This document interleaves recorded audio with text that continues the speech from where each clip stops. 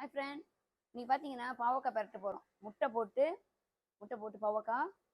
Okay, இது பார்த்தீங்கன்னா கொஞ்சம் சைனீஸ் ஸ்டைலில் பிள்ளைங்களுக்கு சமைச்சு கொடுங்க, கசப்பு இருக்காது, நல்லா சாப்பிடுவாங்க. ஓகே, வாங்க வீடியோக்கு போவோம். கொஞ்சமாக வெங்காயம் போட்டுங்க,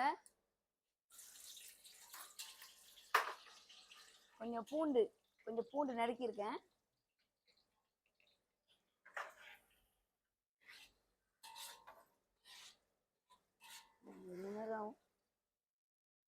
பச்சை மிளகா, பழுத்த மிளகா இந்த மாதிரி மெலிசாக வெட்டிக்குங்க.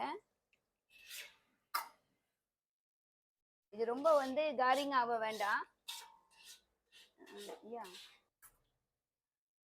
ஓகே ஃப்ரெண்ட், பார்த்தீங்கன்னா வெங்காயம் ரொம்ப காரிங் ஆக வேண்டாம். நம்ம 4 முட்டை போட்டிருக்கேன்.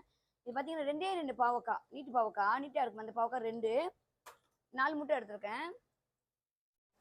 ஓகே ஃப்ரெண்ட், பார்த்தீங்கன்னா நான் 2 பாவக்காய் தான் எடுத்திருக்கேன். 2 பாவக்காய் மெலிசாக வெட்டிக்குங்க.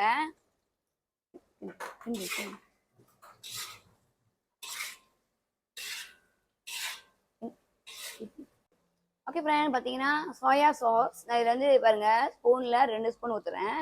2 ஸ்பூனு. ஓகே, அடுத்தது பார்த்தீங்கன்னா சாஸ் சீரம் பார்த்தீங்கன்னா 1.5 கரண்டி தான் எடுத்திருக்கேன். 2 பாவக்காய் அளவு 1.5 கரண்டி. இது பார்த்தீங்கன்னா கொஞ்சோண்டு எண்ணெய் ஊற்றிக்கிங்க வாசனைக்கு.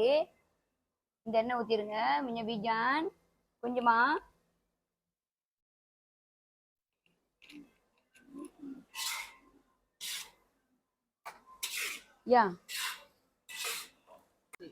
ஓகே ஃப்ரெண்ட், இதில் பார்த்தீங்கன்னா 1/2 கரண்டி உப்பு போடுங்க. உப்பு ரொம்ப போடாதீங்க, ஏன்னா நான் சோஸ் சீரம் ஊற்றிருக்கேன், அதில் உப்பு இருக்கும். கொஞ்சமாக போட்டுக்குங்க.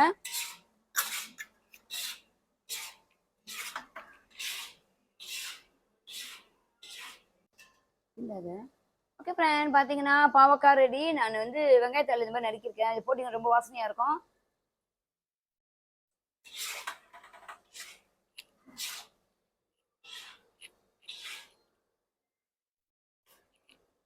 அதெல்லாம் எங்களுக்கு வச்சிருயா, நாங்கள் எங்கேயும் எடுத்துக்கலாம் எனக்கு. ஓகே ஃப்ரெண்ட், பாவக்காய் முட்டை போட்ட சமையல் ரெடி. இது பார்த்தீங்கன்னா நீங்கள் பிள்ளைங்களுக்கு சமைச்சு கொடுங்க, கட்டாயம் சாப்பிடுவாங்க. உரப்பு இல்லாமல் சமைச்சிருக்கோம். ஓகே, ராஜேஷ் இப்போ